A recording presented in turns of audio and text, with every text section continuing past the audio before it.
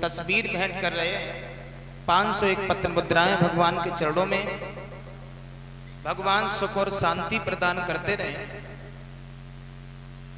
इनको आगे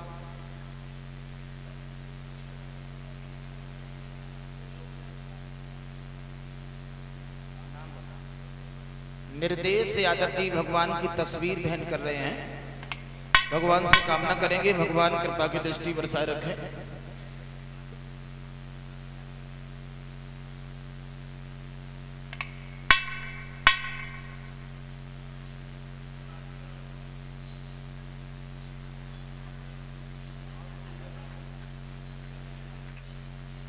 भगवान योगी राज कृष्ण श्याम सुंदर के बड़े भ्राता बलराम जी का विवाह हुआ।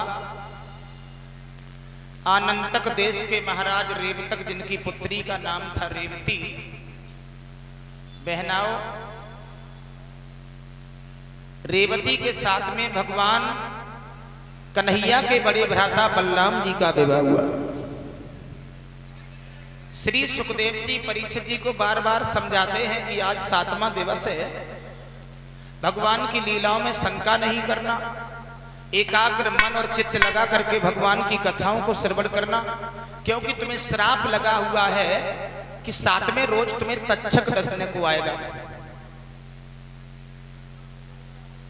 एक बात मैं आपको और बताऊं, श्राप तो हमें आपको भी लगा हुआ है, 7वें रोज हमें आपको भी काल रूपी तक्षक डस करके चला जाएगा।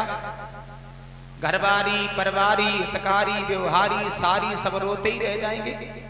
ये सत्य है। 7 ही दिन में बच्चा पैदा होता है, 7 ही दिन में बड़ा होता है, 7 ही दिन में विवाह होता है, 7 ही दिन में बच्चे पैदा होते हैं, 7 ही दिन में बुढ़ापा आता है और 7 ही दिन में मृत्यु घेर लेती है।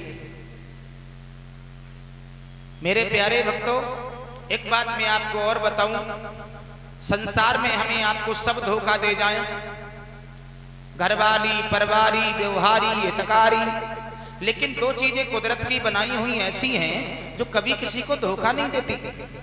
वो कौन है? एक मौत और एक बुढ़ापा। ये दोनों बहुत चाहते हैं। जब ये दोनों आएंगे तो जान लेंगे तुम कौन सी गली में हो, कौन से मोहल्ला में हो, कौन से मकान में हो, कौन से बेड पर हो, बिना पूछे बिना बताए तुम्हारे पास पहुंच जाएंगे। और सबसे ज्यादा बहनाओ, अगर कोई चाहने वाला है तो बुढ़ापा बहुत चाहता है, इतना कोई नहीं चाहता।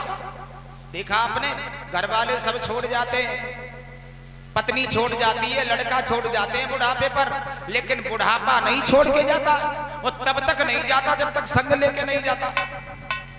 हाँ, हर इंसान के पीछे 4 लोग लगे हुए, लड़कपन, जवानी, बुढ़ापा और मौत, हर इंसान के पीछे, लेकिन चारों के काम अलग अलग हैं। देखा आप लोगों ने, पैदा हुए घर वालों ने ढोल बजाए, खेले कूदे गुलाल मचाए, पट्टी बस्ता बगल में दबाए, पढ़ने पाठशाला में दाए, क्या बताऊं बताया ना जाए, उन दिनों की हमें बड़ी याद आए। अरे वो समय कहाँ चला गया जिस वक्त हम लोग पढ़ने को जाते थे, वो समय लौट के ही नहीं आया। लड़कपन कुछ दिन तक रहो, जवानी ने घंटी बजाई, चलो नंबर हमारा है, लड़कपन धीरे से चला गया, जवानी प्रवेश हो गई। और जवानी जब प्रवेश हुई तो जवानी ने सुख से सोने ही नहीं दिया। थोड़े दिनों के बाद में जवानी आई, जवानी ने ऐसी गड़बड़ मचाई, घर वाले ने शादी रचाई, पति और पत्नी की जोड़ी बनाई, बाल बच्चा भय जो कुछ करी कमाई, सो पत्नी और बच्चन के ही काम है सारी जिंदगी। इंसान का जीवन ऐसे बन गया जैसे भट्टा पे चट्टा, चट्टा पे भट्टा। हे डर गए, हे दिल्ली भाज गए, 5000 रुपया हो नहीं पाए तो फिर हलो हो गई, बोले बच्चन की फीस आ गई, फीस डालो, महीना पूरा नहीं हो पाओ तो लीपा पोती खत्म हो गई, ये साड़ी वो मामला खराब है। सारी जिंदगी कमाते कमाते हारी गए। परीक्षित जी जवानी कछु दिन तक रही, और जवानी जब गई तो सुवते ही में छोड़े चली गई, कछु कहू नहीं गई कि दोबारा आई हूं कि ना इंतजार करना। बुढ़ापा तैयार बैठा था, हट नंबर हमारा है। बुढ़ापे ने आकर के दबा लिया, एक ने आके ऐसा दबाया, खांसी खुल्ला ने अड्डा जमाया, चलती कमर को कमान बनाया, सरेला मुंह पोपला बनाया। घर वाले बोले डोकर अब तुम बिना मतलब के हो, खटिया ले जाओ, अन्यंत डारो। बुढ़ापो बोलो तुमने तुम्हें सभी ने ठुकरा दिया, लेकिन हम नहीं छोड़ के जाने वाले।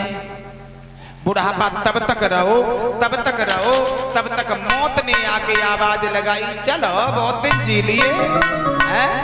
बुढ़ापा बोला अब हम जा रहे हैं, मौत आ गई। कहते हैं कबीर दासी काया खोजी भजन में, अरे क्यों सोता पैर पसार के तेरे सर पे मौत खड़ी है।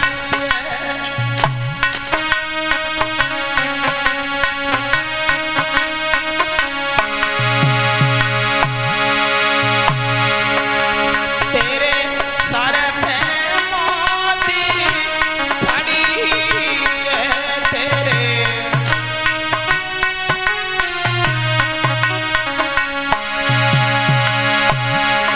क्यों सोता पैर पसार के तेरे सर पे मौत खड़ी है, क्यों सोता पैर।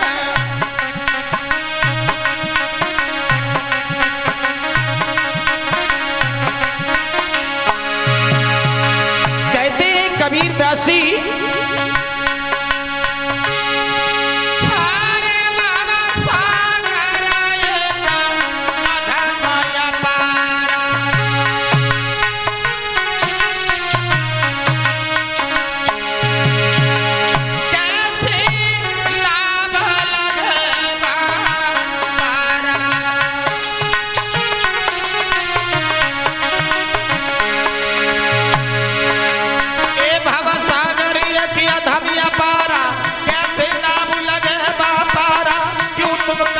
सोच विचारा।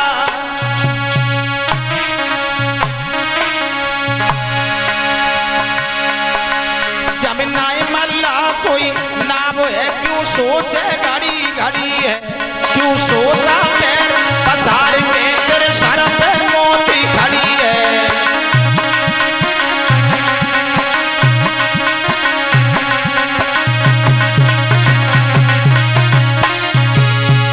और कहते हैं कबीर दासी हारे लाज बाती तू करी रहो काकी।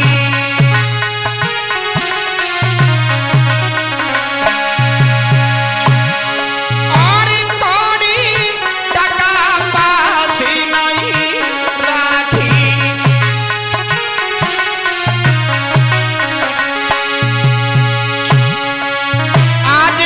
तू कर रहो काकी, कौड़ी टका पास नहीं राखी, थोड़ो समय रही बाकी।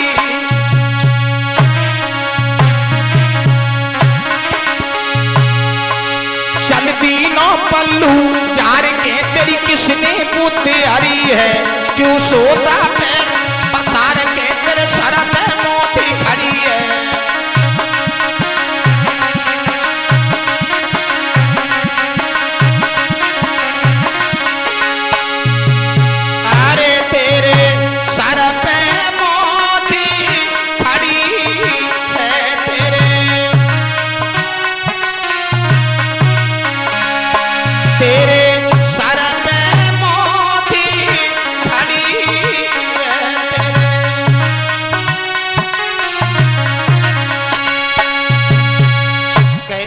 कबीर दासी क्यों सोता पैर पसार के तेरे सर पे मौत खड़ी है।